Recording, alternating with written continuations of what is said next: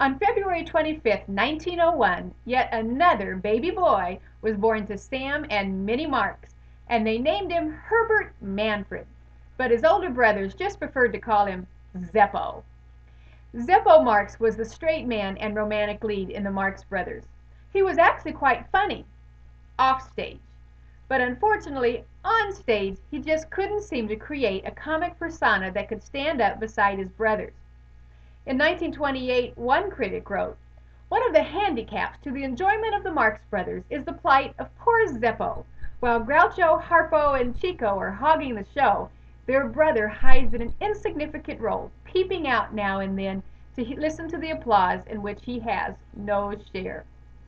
Matter of fact, when the group was cut to the three Marx Brothers, the studio also wanted to cut their salary, and Groucho remarked, "You can't do that. We're twice as funny without Zeppo." Zeppo seemed to have a hard time through life, even in his marriage. His wife left him for Frank Sinatra.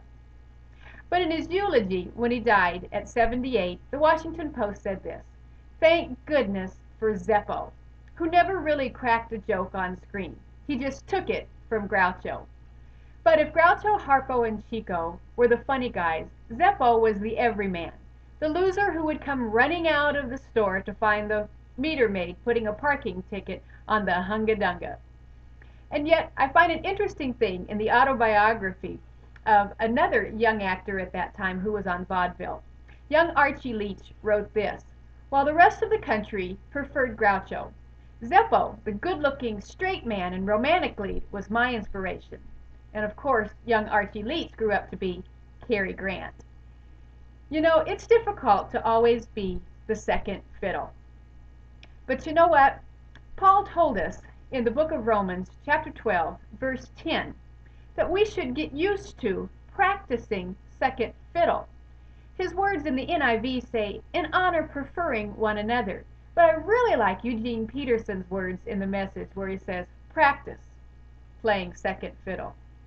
Are you content to be the one who can stand to the side and be the impetus for someone else's applause? It's not an easy place to be, but it's a necessary place to be.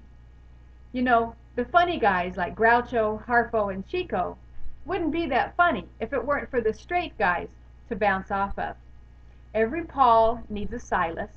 Every David needs a Jonathan. Every Groucho needs a Zeppo. So today, on Zeppo's birthday, if you're in a place where you feel like you're second fiddle and someone else is getting all the fame and all the glory and you're just getting the bad reviews, rejoice. Paul tells us that there's reward that comes from playing second fiddle.